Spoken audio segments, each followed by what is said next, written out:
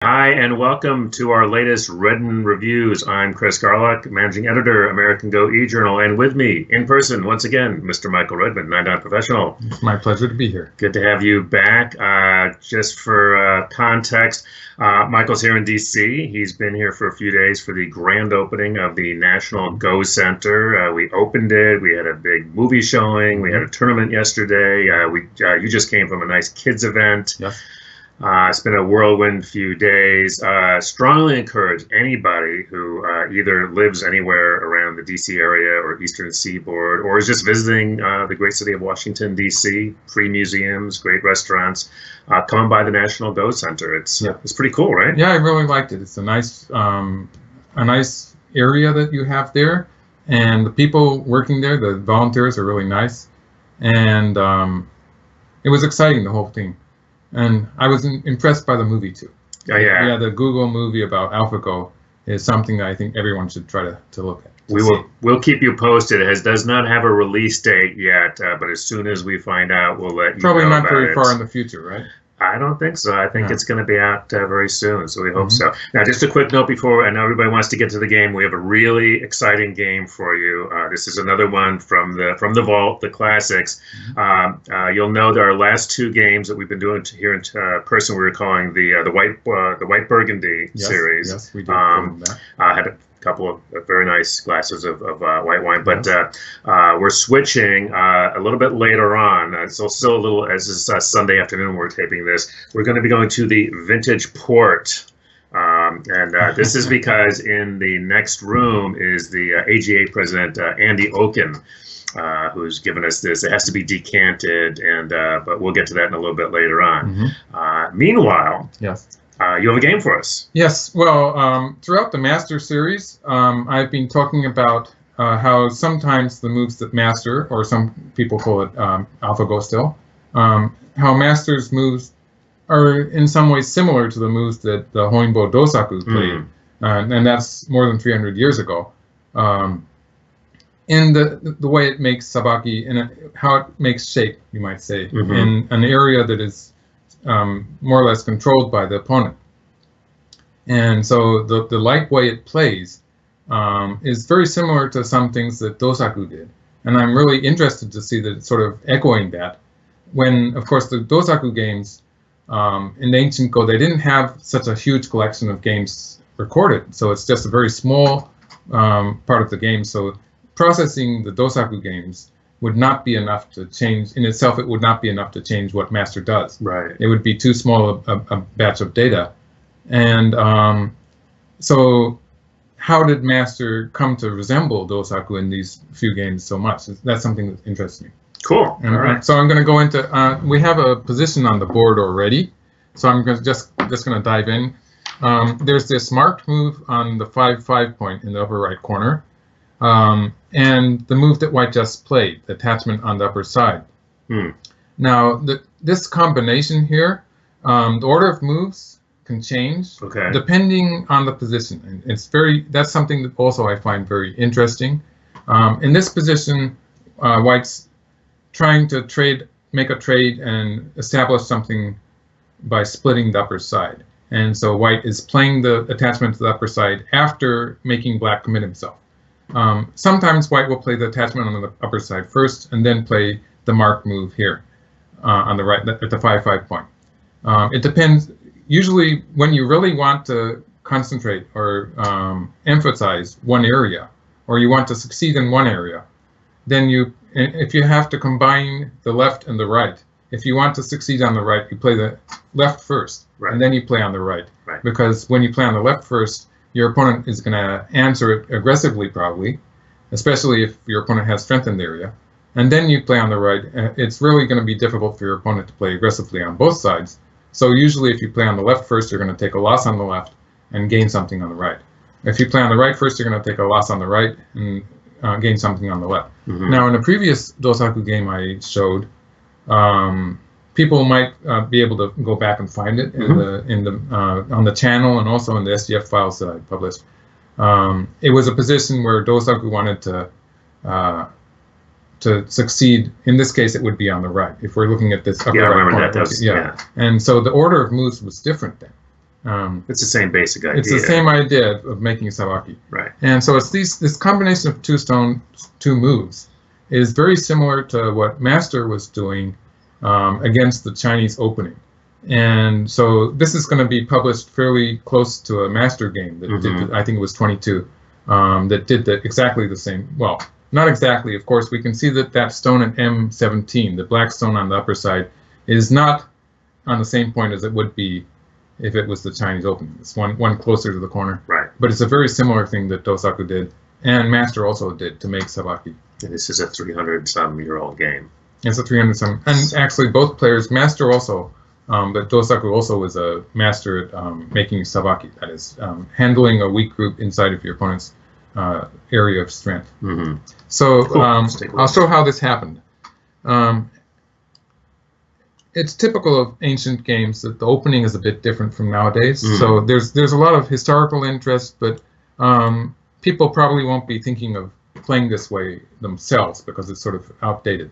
For instance, this pincer here is an example of where people like to play in about 300 years. And it was generally a two-space pincer or a one-space pincer. So,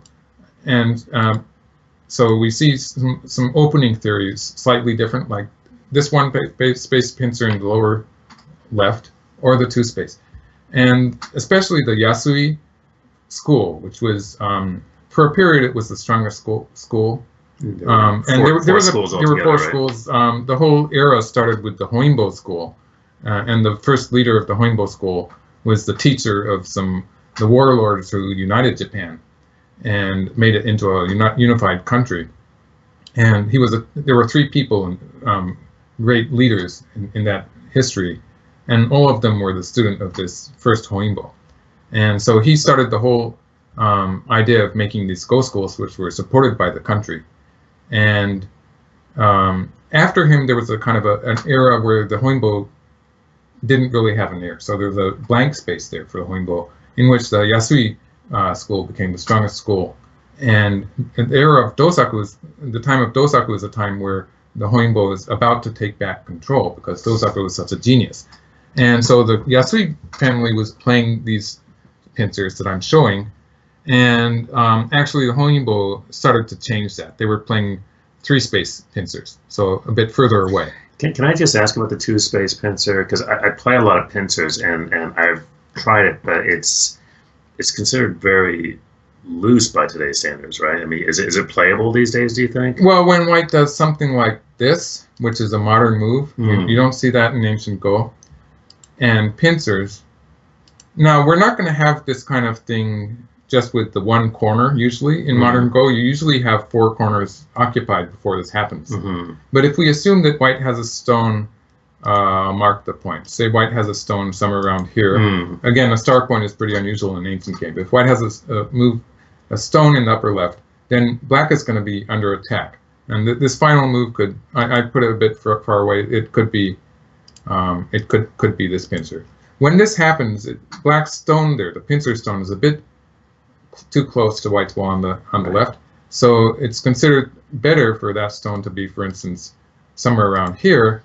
Nowadays, it would be played further away to give black more room when white does that to counter pincer. I see. Okay. And that's also the reason why people like to play high pincers nowadays, which were not played in the time of Dosaku. So those were moves that were just not even, even Dosaku didn't play high pincers. It was just nothing that they had thought of. And so here we see Dosaku likes to play the 5-3 point. So he's playing these kakaris immediately, the approach moves against black's corners. And again, he plays a high move. So this is very typical of Dosaku. One of the reasons that he likes to do that is because, okay, let's just pull that down a little bit. There we go.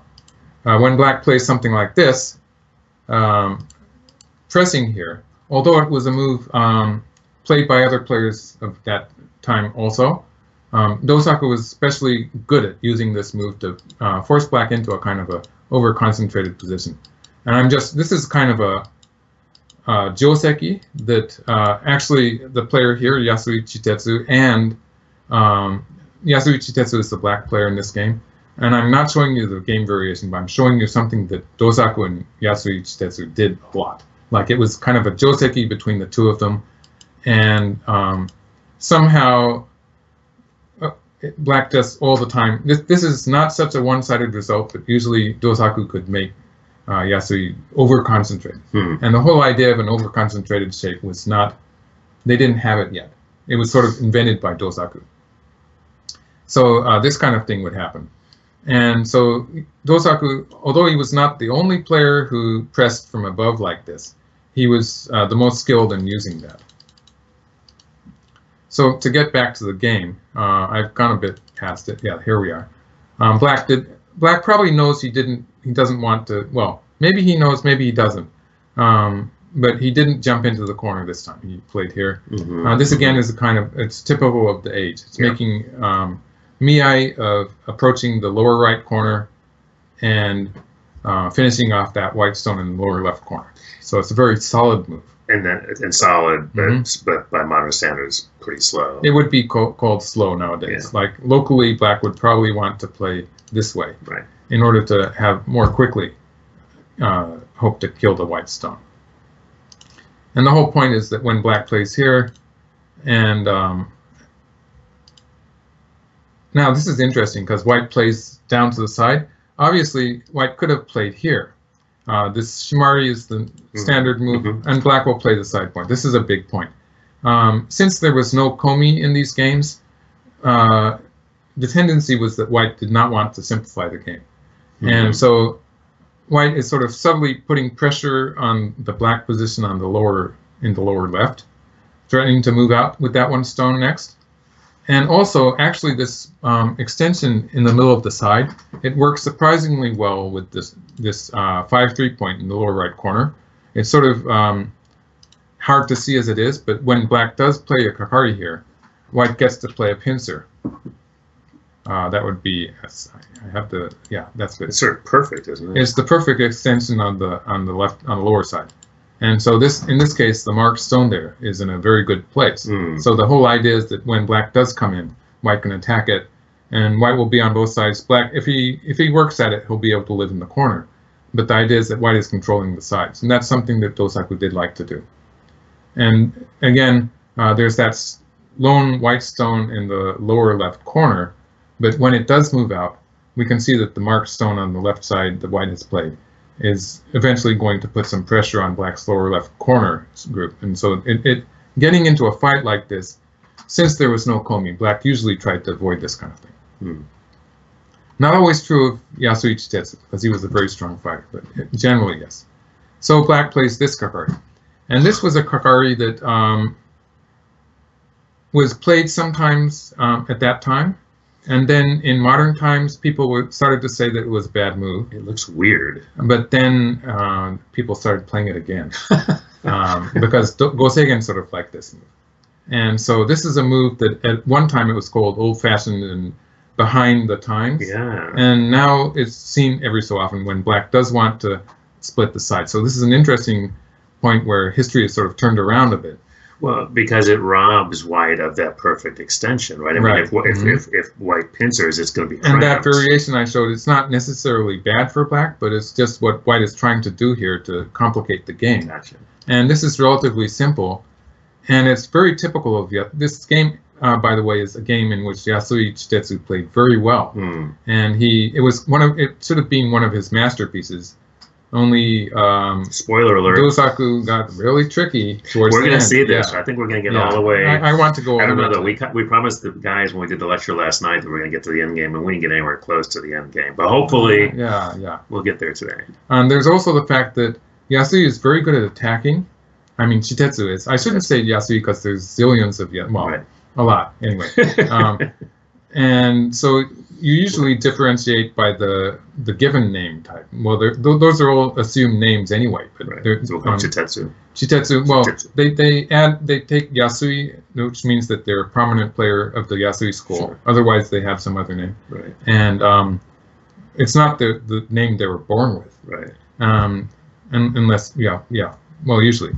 And then Chitetsu is a name that he assumed probably as he became a professional. That's not his given name as a child either, usually. To nom de guerre. It's kind of a game, yes. Professional name. Right. Yeah.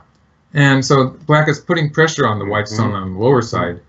And so this way of capturing or trying to capture the lower left corner is something we don't see very much anymore.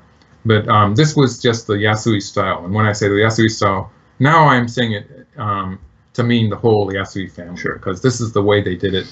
And Dosaku really punished them for it a lot.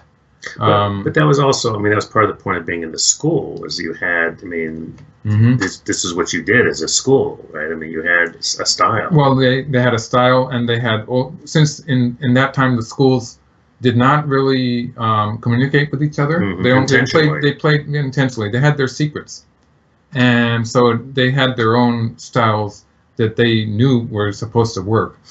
Only Dosaku was so much better at inventing new stuff that sometimes the Yasui style didn't work. So this would be more... This would be a more conventionally modern move. This is just the way they did it. And they had all these... They had some pretty good ways to try to kill this stone when white did stuff. Like if white plays here, there's the Joseki where black plays here, or there's the Joseki where black plays. This is actually, it's called the Yasui move. It happens sometimes. And in some cases, black can use this move to avoid, like if black plays here, usually you get this kind of thing, where white is living in the corner. For instance, something like this, just to keep it simple. So this kind of trade could happen. But then when black and I think you have these variations in the SGF file, right? So some of them, anyway. Some of them, yeah. Just and folks, I will make sure as soon as we get this done, I'm going to post this, and I promise you will have. That was on me. It's not Michael. It's not our producer. That was me. So don't send nasty notes to those guys.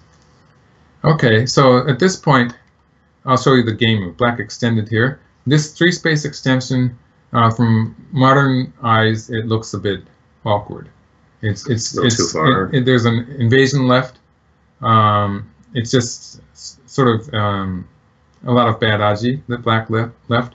But this is also a move that Chitetsu really liked, and he's sort of inviting white to invade. This would kill the lower left corner completely, but it's a bit too tight. This is something that, especially it's something that Goseigen would probably like to play as a pro. And it happened later in Edo period, so like it happened a lot more with players like Shusaku, who was about 100 years after that, I guess. And something like this. This would be a more balanced way for black to surround the upper side. This would not have. It might have some potential for an invasion, but the invasion would be the white's invasion would be a much more defensive fight for white than when white invades the game move. So that's how other modern players would handle it. Of course, if black plays the 2-space extension, he might feel it's not satisfying because white still has room to extend here, even if white's not going to do that immediately.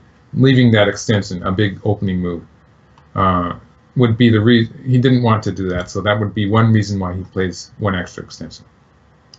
So it's typical of white to play towards the sides and allow black to attack the upper right corner. Like some players would be thinking about what to do with that upper right corner now. But Dosaku typically plays the side first, allows black to start the attack, and now he's going to think about what he wants to do. And I marked that up a bit, so I better talk about it. There's this mark in. This is the follow-up move for white's extension.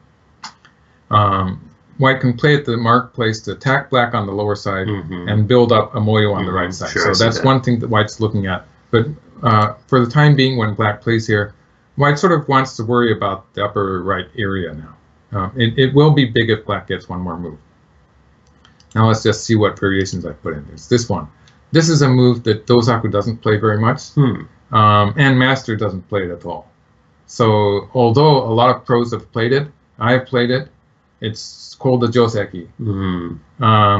Maybe since Master is so strong, and I'm talking, people will correct me maybe by calling it AlphaGo, well, but I'm just calling it Master because it's progressed so far. And I'm with you on that, but let me just say, having just seen the AlphaGo film, which is called AlphaGo, and we're going to China to see that, and they're still calling it AlphaGo, we may have to rethink that. But moving on, well, I can go back and forth for a while. This is just very heavy, and white doesn't really have time to invade the upper side, so this would just be easy for black. Black gets both sides, and white still has a floating group. And this will sort of get in the way of white trying to expand on the right side. It seems a little early in the game to be playing that tightly, right? Right. So white plays the game move.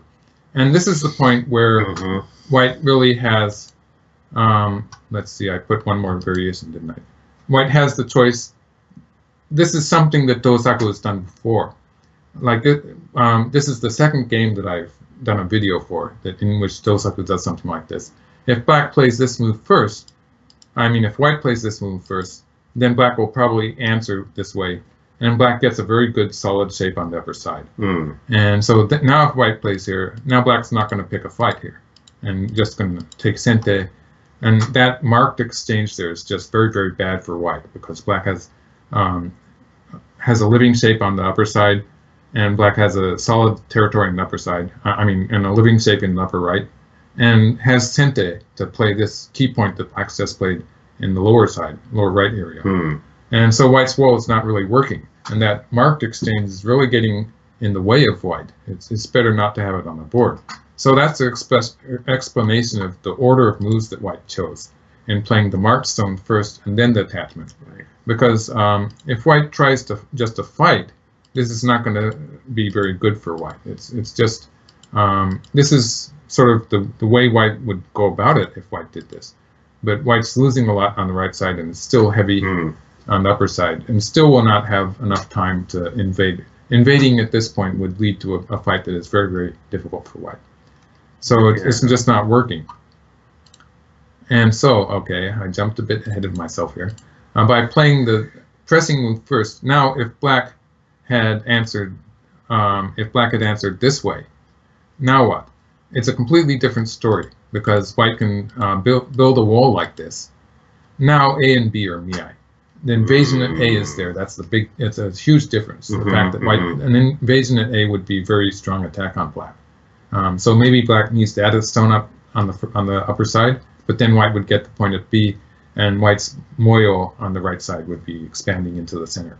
Wow. So that's almost a move's difference.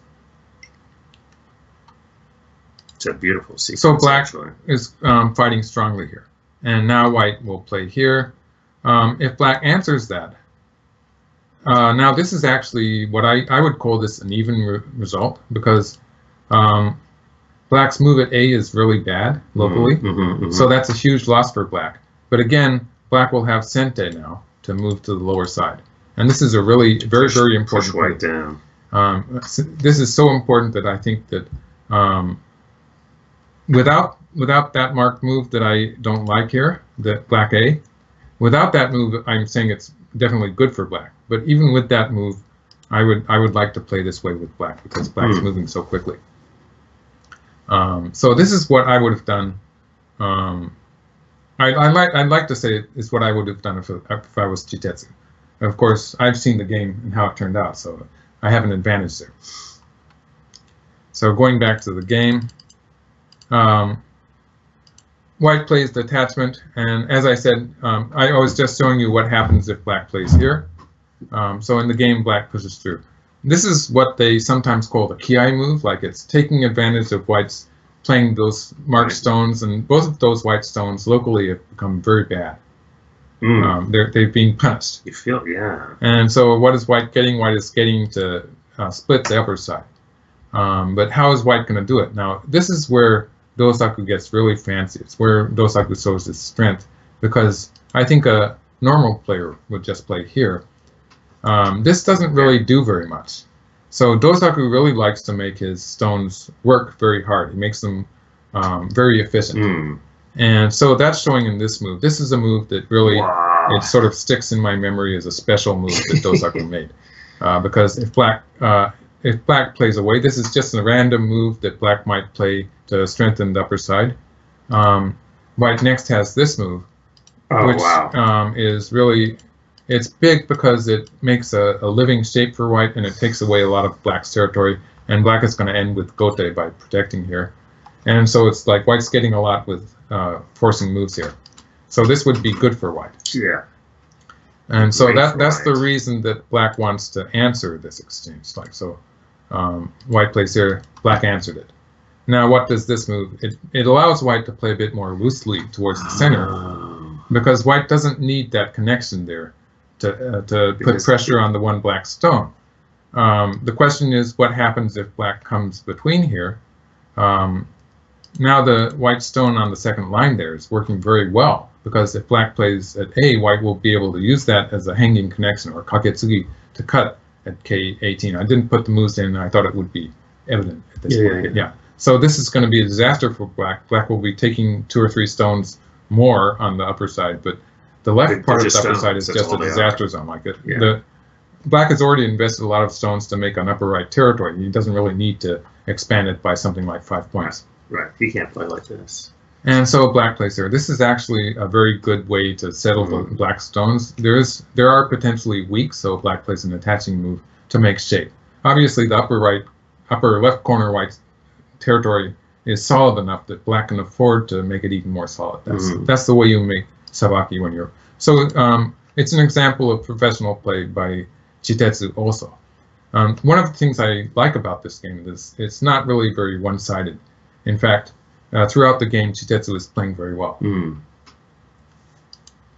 And so white basically, there's no way for white to kill this group, and he's allowing black to live on the side while white makes, well, you might call it thickness. White has stones facing the center, which is another thing that Dosaku likes to do. But of course, while white has settled all his stones on the upper side, it's a very nice sequence for white too. But black also got sente, he got the cash by living on the upper side, and he got this final very big oba, which is the whole shape here on the left side is something you see members of the Yasui school playing over and over again.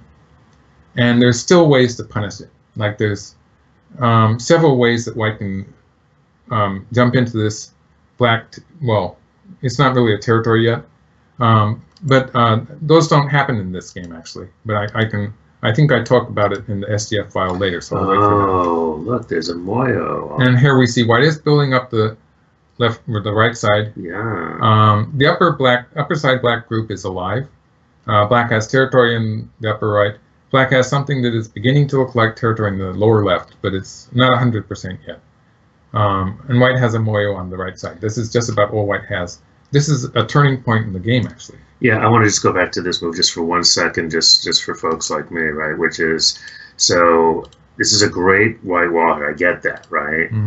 But then this move, this black move, seems like it punctures the takes the air out of the balloon. But what I think, and tell me if I'm wrong here, what I'm saying, just play for the next couple of moves that you were just showing. And I'm now remembering less. Okay, yeah, right there. So I think this is a thing about how people often think, well, you got this wall, so something's got to be happening right in front of the wall.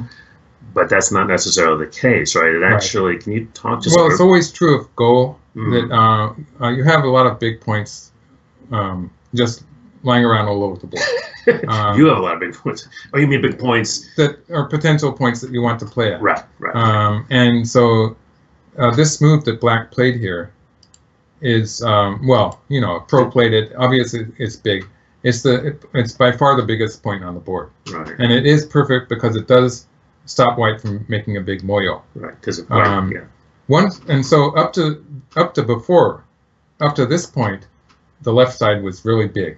Like if white had played something there, it would have. If white had played, for instance, a move, I'll just mark the point here. Right. This would change what happens with the lower left corner too. Right. Black's move here actually does reinforce the lower left corner a little bit, although it's not 100% territory yet. It does make a big difference. There's still Samaji. But it makes a big difference. And it also reduces the value of white's wall. the mistake a lot of weaker players make is they still think they have to use this wall. But the moment black plays there, the value of this area is decreased greatly. So like these AIs, like AlphaGo, when they have the heat of the area. They have hotspots. They have hotspots. And that's just one way of expressing what strong human players also see. Like there's a strong player will sort of lose interest in the left side for a while, after seeing this move. Whereas like this would be just really bad, right? I can't see even you playing this, even though you're not a pro. But anything towards the left side, it's just not interesting enough. No, but for me, what happens is I built that wall. So you'd be very disappointed. I would be very disappointed. But of course, I am disappointed until I see this next move. Yeah. And then I'm like, not that one, but this one. Yeah. This one, actually, I can see all of a sudden now. There's actually, potential there. Yeah. And Dosaku really likes to play towards the center. And so he's trying to, although there's some distance there from the upper left to the right side. And it didn't really work in this game. So that's going to make it more difficult for me to show that. But Dosaku is really good at making this kind of thickness work out later. And as I was saying, this is a turning point of the game because I think this is the move White should have played. This is a very simple, normal move. It's nothing to be, excited about. It's just a normal jump towards the center. It's reinforcing White on the lower side and putting pressure on Black on the lower side. So it does sort of induce Black to move out into the center maybe. So for the time being, it's going to reduce White's moyo, but White does have a lot of potential to attack Black in this area. And the other point I'm making by marking up the diagram so much is that I have been talking about the fact that there are a number of ways for White to attack the Black territory, you might say, on the left side. It's not really a territory. So like A is the move that you most commonly see. When A works, this is the move that White's going to play. And then if White's in a bit of more of a difficult position, sometimes he will play B. And since I intend to go on with these videos and maybe do some more Dosaku games, I'm pretty sure I'm going to be able to show people some videos where he plays A or B to make sabaki inside of that Black moyo. And B is a really sabaki type of move in which White is trying to make a life or to squeeze a little bit to reduce Black. So White's not necessarily trying to wipe out the whole Black territory. When White plays at A, usually White is trying to make a life in there. And when none of those work, White plays at C, and that causes a lot of trouble too. So there is some potential there for White to at least take a little chunk away from Black. But to make any of these moves work, or be good moves, that is, White has to have a strong group on the lower side. So playing this move that I'm just showing, I'll just show it to you again just to reinforce my lesson here. I think if White plays here, now White's going to be getting gradually stronger, and it will enable White to be playing moves like A next. But Dosaku, if he has a weak point, it's the fact that he gets fancy every so often. So when I find moves that I find doubtful, they're really neat moves, in that they're fancy, and they look really strong and special, but sometimes they're a bit of an overplay, in my opinion. It's really historically no one has said that kind of thing about Dosaku because he's just so strong that people don't like to criticize him. But you're gonna go there. I'm gonna go there because I think I've decided that he's human after all. And so White plays here. This is This is actually a common move that White can use to take away, to scoop away the side territory and take away Black's high space. But in this case, it wasn't wise. This is where I think it's an overplay because it allows Black to attack first. And Dosaku is really good at handling this kind of attack. So it's not like he wouldn't have thought of it. He's probably feeling confident that he can turn it around anyway. And White is getting some real profit in the lower right area. And I marked a triangle there to show that I would be, at this point, I would be I would know that I wanted to go on top of white, but I would be the game move, and I would also be thinking of the marked point to play a double space down for black. Yeah, for Yeah, black. I wouldn't be sure which one I wanted to play. Which one's a little faster? It's faster, but actually, Chitetsu he plays very solid shapes, and when he starts to attack, he's like a bulldozer. He just pushes through, and he's very destructive to his opponent's shape. And you're gonna just about to see that happen. Show us. White jumps, black peeps, and now already white's in trouble. And it's trouble that Dosaku sort of looked for. Wow. And he's going to do some fancy stuff to get out of it. But just to show you why white's in trouble. But just in general, it's a burden as somebody who is often in trouble and who can often get out of it, but it's a burden. Well, the negative aspect is going to be that black's territory on the left side is going to be very solid after this is all over. Right. If white is just a normal player, he would be thinking of connecting here. But against this, black will play the peep here. Now, this not only takes away white's eye space on the lower side, it threatens to cut, of course, on the third line. So white's going to answer that, right? But now the lower right area has changed in that black can save that marked stone. And so this peep that black just played enables this move. And so black can save that stone. As this happens, black's group on the lower side is getting stronger and stronger. White's group on the lower side will have to flounder around a bit to make a living shape. Like locally, white can live on the side, but all of those moves that white plays to live on the side will just turn the left side into a solid black territory. So white doesn't really want to do that, but white doesn't want to be running away in the center either, because that's dame points. So this is kind of painful for white. So obviously Dosaku should have been prepared for that, and I think he was waiting to play the next move, just to show off, you might say, because this is an exquisite sabaki. It looks like it's ridiculously overplayed. So far.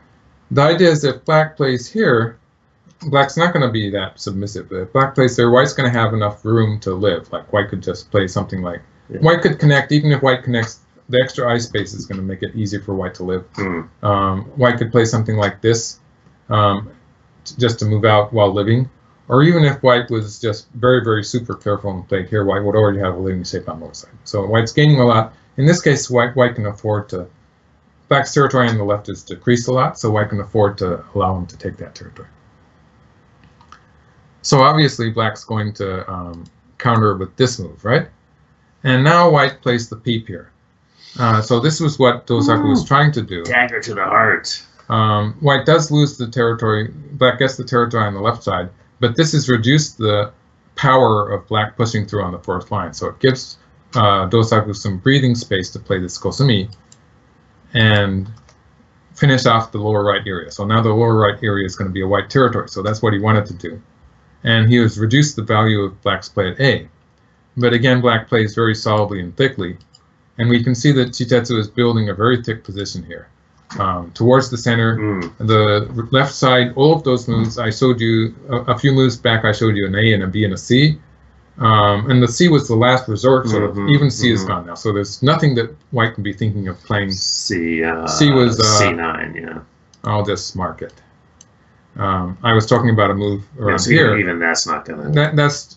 Even that is too deep now. There's just about nothing too white much can do. thickness for black. So like black got 2 or 3 reinforcing stones there to the left side. Also has some potential to the center. White did get a lot in the lower right area, but you know it's not his loss of control here, control of the game that is really much more important. And there's also the fact that since black has become so strong, there's no good way for white to surround the right side. In fact, reducing black in the center is more important.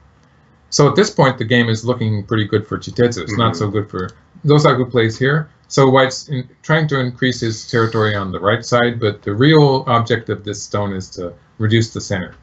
So it's a more passive role that white has to take. And obviously, obviously, this is just the perfect point. Yes. So you see, even in ancient times, people were happy with playing shoulder hits. when they were on the fourth Well, line. You know, Right. we saw the other day that AlphaGo movie where it played the shoulder hit on the fifth line. It's a But, great you know, moment, by the way. It was a great yeah. moment when it happened, and reliving that. Yes, it was. The interesting thing that I'd forgotten, I'm sure you remembered, but that move was played. Liesel had gone out for a cigarette. Yes. I don't know if we knew. I think you sort of thought I mean, obviously they didn't say, but he left the board in any case. He didn't say he was smoking, and I didn't really know. But he had left the room. Yes. And you find out in the movie that that's exactly it. The filmmakers are great because they were on it, and they have this great shot of him down there having a smoke. And then that's when move 37, the famous shoulder hit, gets played. It's sort of in the same place on the board here, only it's higher up away from the side. And there's a great reaction shot, which again I'd forgotten, but it came back, of when he comes back for the smoking break, and the camera folks, of course, they knew they had something now because he come back and he gives this great, almost a double take, right? I mean, he kind of goes, oh. His jaw drops. So, but here, this is a very normal move. Actually. It's quite different from the AlphaGo move in that way. But it's an example of how the shoulder hit is usually used. So it's a perfect invasion. Like going deeper than that would be a bit you just get attacked. Yeah. So it's a perfect point. It's actually a reducing move as opposed to an invasion, or what would you say? You can call it a reducing move. Yeah. And white slides. This is kind of a Joseki shape here. But at this point, actually, I would feel very uneasy with white. And I would be trying to find something a bit better, more aggressive. So maybe I would be thinking of playing here, and so this is a point where I would. I always talk about how I'd like to have AlphaGo on my computer and take it home with me and sort of talk with it. You know. Yeah. This is a kind of position. I told Dennis very good. And I told David Silver. I told all the guys there. Yeah. They just laughed. This is a kind of a position where I would like to throw this variation at AlphaGo. I wouldn't be surprised if it's already giving black a good potential to win, high percentage maybe. But I would want to show this to the computer and see what kind of grades it would be getting, because I think although I'm not really sure this is going to work. White does have, I've marked it up. You can see there's a peep at A. This peep is usually forcing for white. Peep at A, and after that there is, although it's a bit distance, there's some distance there. There is some potential for white to run away with the B stone and attack black. That will require some more stones for white in the center. But so while attacking the right side group, these are things that white can sort of aim to make use of. And so there is some potential there. I still wouldn't feel very happy with white, but I would think that it would depend on how white can attack this black group. So I would like to think of a move like this, and I would like to show it to an AI. And because the AIs are really neat because they have moves that they want to play that they can show you, and then they have winning percentages. And the positional judgment of AIs in general is very good, and especially with AlphaGo or Master. Master AlphaGo. Master AlphaGo, yeah. We can call it Master AlphaGo. Master AlphaGo. Yeah. There we go. That's his new name. And here again, we see Chitetsu playing very solid moves, like all his stones are solidly connected. Sometimes you would see this and say this player must be weak because he's playing so submissively. But actually, it turns out these moves are very powerful because black is basically just trying to close white in on the right side and sort of cover him while making thickness towards the center. But to your point, I mean, Master AlphaGo also plays moves that are very deceptively simple. Yes. But then there's just like no monkey business going on. You know, it's like boom. Especially when it's ahead. So it's sort of parallel with this position, which I think black is ahead. And we can see that although it looks like white's being really fancy and squeezing black, the final position has white with a lot of cutting points, and white sort of loses control. White has to play away at that point. White doesn't have to play away, but this is actually forcing. And this is threatening the upper side. This is where Dosaku is starting to lay his trap. So he's really, you see his sneaky side here, because he's laying a trap for black, because this Hane, we might actually see it happening pretty soon. it sort of entices black to try to play this probe. This probe is a move that pros really want to play. Like it's creating some aji towards the center. Later in the game, if white is afraid of being in trouble in the center, white might take it from above and just let black take some profit in the corner. But at this point, white is threatening the black stones on the upper side, threatening to kill. So there's no way that white can just give black some extra points in the corner, because that would ruin white's plan to kill black next. White's trying to play a forcing move. So at this point, it's a very good timing for black to play this cut and see how white responds. So Dosaku knows that, obviously, and is setting Chitetsu up to play this move, because this cut here is going to be the beginning of a mistake that Chitetsu does. In order, he wants to follow it up. And again, white would usually answer this, I showed this move. If white cannot get the corner away, the next move you think of is this move. And having this cut in there with the potential escape that I'm going to mark here eventually, it doesn't work yet, but it would work combined with something on this side. There's potential for it to work. So that's why black plays the cut. But this would be putting it in Atari like this would reduce the danger a little bit, and this is how white would usually play. But Dosaku doesn't do that. He's trying to make complications. So he opens the dame instead of playing at the mark point. So this gives black a lot of leeway to move out. He can move out immediately if he wants. It looks a very dangerous move for him. It's just too loose. It gives black too much to work with. So it's probably a bad move. But he's trying to get Chitetsu involved in a fight here, because he knows that as the game is going, it's looking pretty bad for white. Chitetsu's probably going, Dosaku's gone on tilt. Yeah. Yeah. And so this sequence on the right, white still has a lot of cutting points. White has to protect here. So white's taking a little territory, a little extra territory, but this move actually captures the two cutting stones. So we have a very thick position for black in the center, and black's going to try to punish white next. So white plays the peep. The peep, right. And forces here. Okay, so white's played this capping move. It's a bit black. It looks like black has a lot of stuff that black can do against white in the upper side. So like if white played here, this would all be very safe. But it's just not good enough, because black surrounds the center here. And this is already the game is looking good for black. If black can make some extra territory in the center here, this is going to be decisive. So at this point, still white is, it sort of all connects up with this move here that white played earlier. White's trying to set up a fight in this area, because I think Dosaku thinks maybe he can make something out of it. And just because this actually worked in this game, I'm thinking that maybe he has a plan that he can sort of trick Chitetsu into getting into a fight and maybe making some mistake in it, because it's pretty unusual for that to happen in a professional game, especially from this time period, because they have plenty of time. They can play very carefully. But you were mentioning that they're friends and that they played each other a lot, and so maybe that has something to do with it as well. When you look at the collection of Dosaku's games, if you look at the full collection, I think it's 4 volumes. About one of those volumes is just exclusively Chitetsu.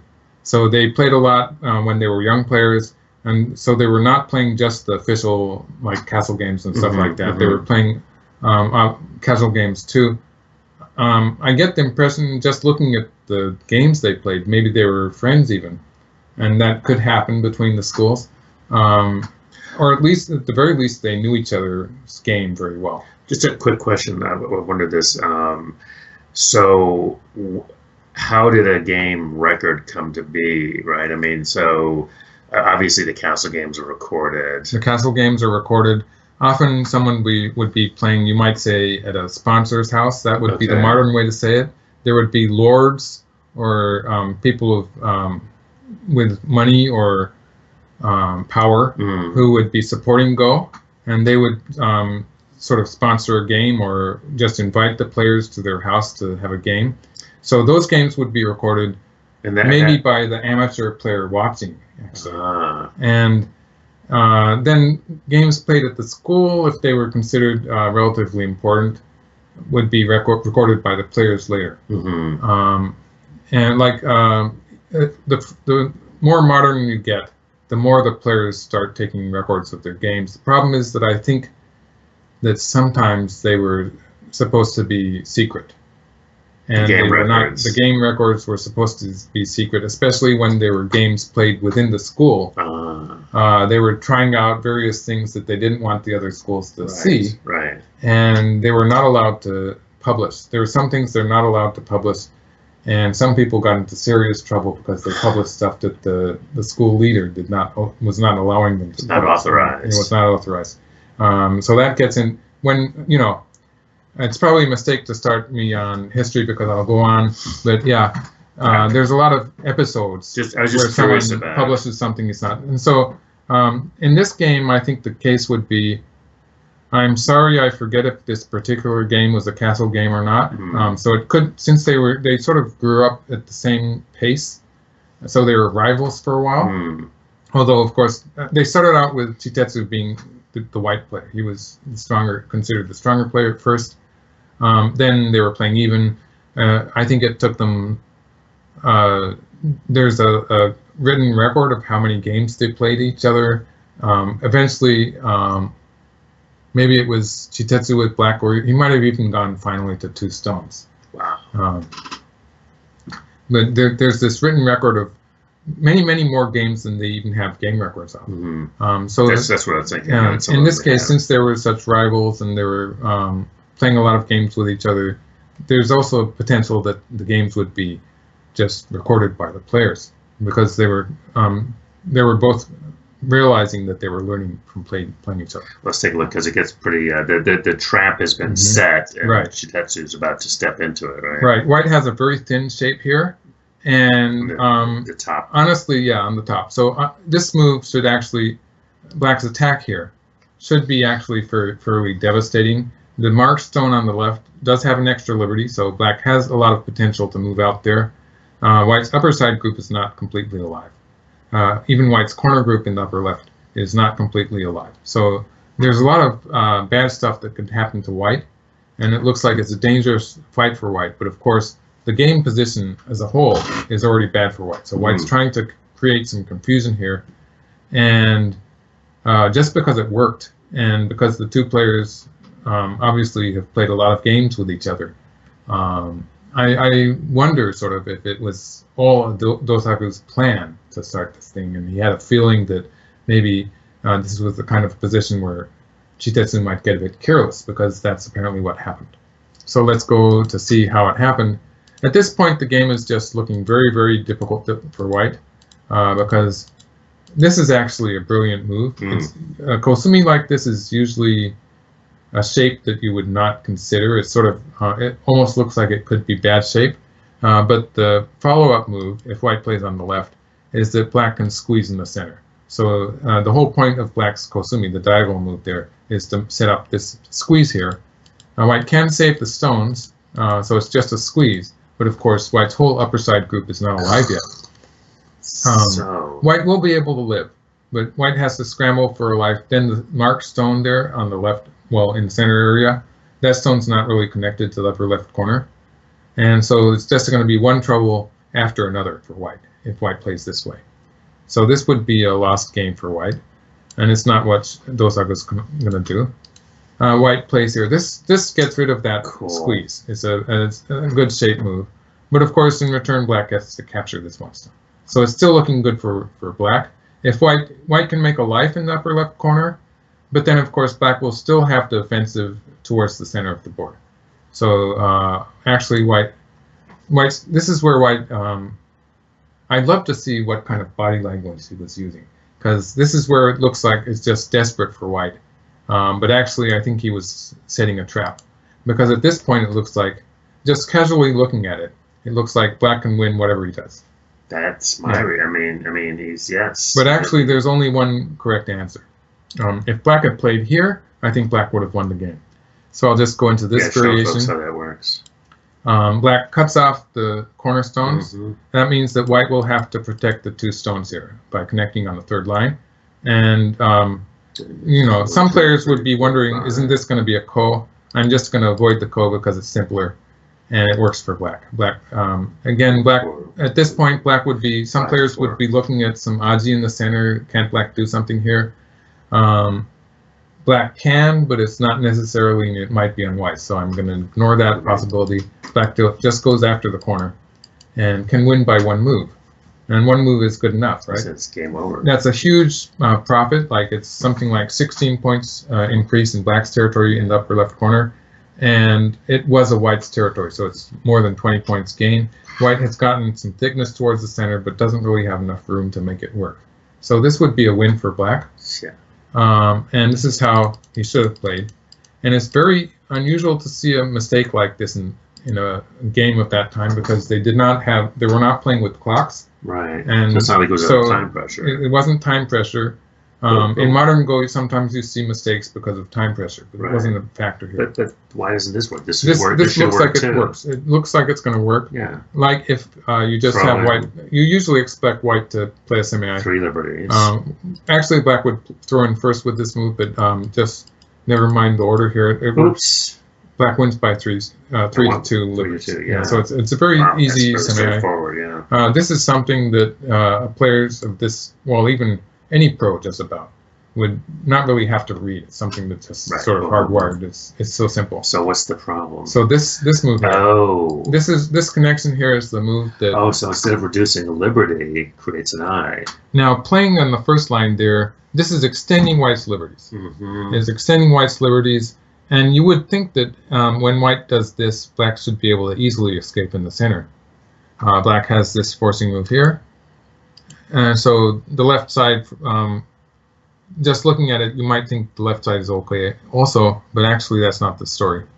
Because when black does jump out in the center, white plays here, and this is going to work, because if black answers it, then white will fill dame here, and this kills the center group. And so going back a bit, if black saves the center group, now this is going to kill black's stones on the side. And you can see this marked point here. That marked stone is necessary to make this work. Otherwise, white wouldn't be able to play this Atari. So not only is it extending white's liberties, it has a double meaning in that it's setting up this squeeze to capture black on the left side. And so my guess is, it's a pretty elementary mistake for someone of this strength. And so it's really hard to say exactly what mistake black made. But I think he overlooked this white stone here, this move here, which just has the double purpose of extending white's liberties in the corner and setting up this attachment to capture either the center or the left side black stones. And so this is devastating. Yeah, is it game over? The game's over. At this point, black has no local good move.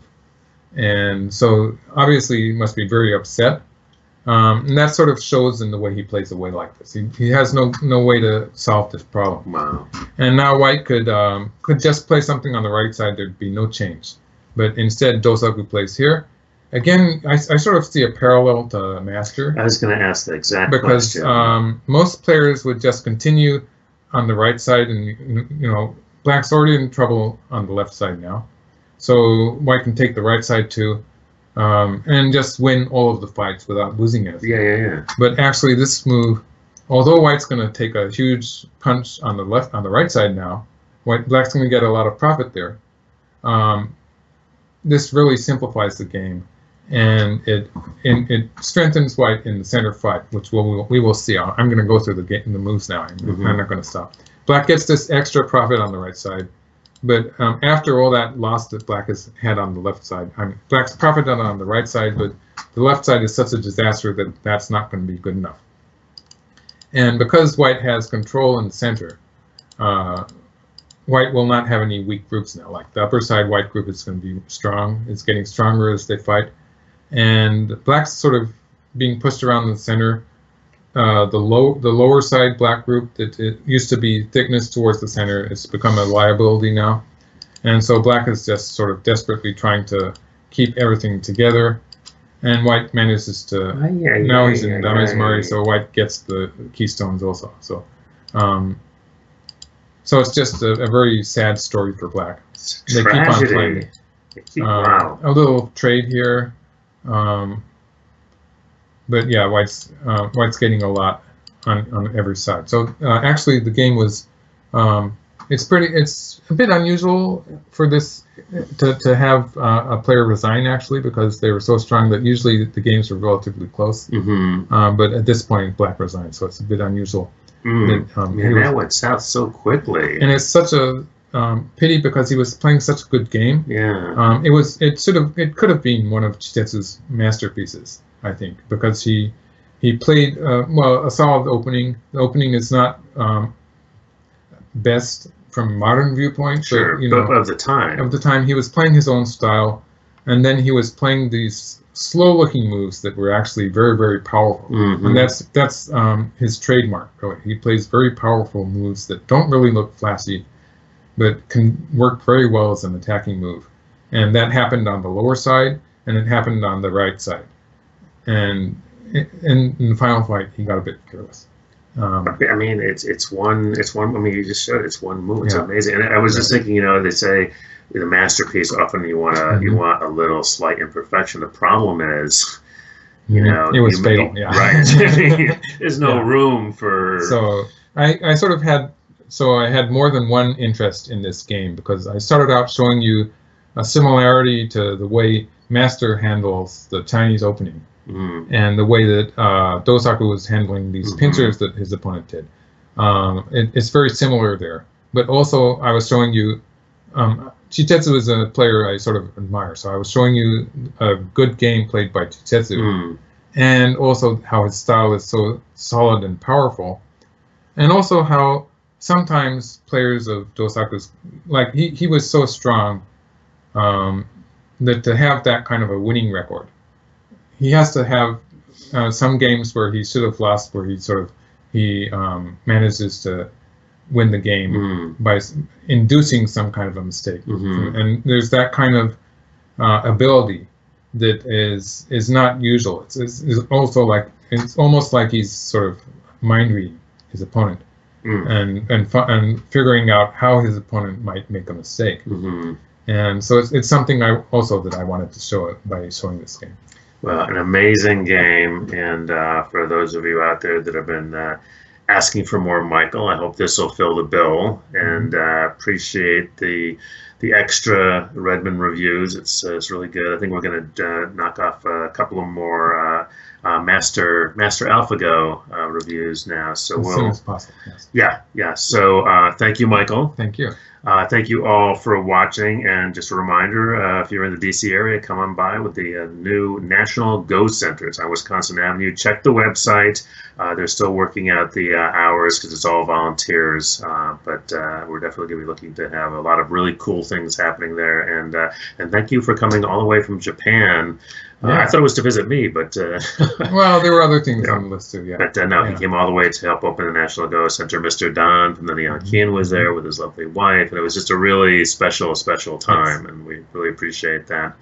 And again, thanks for watching. See you next time.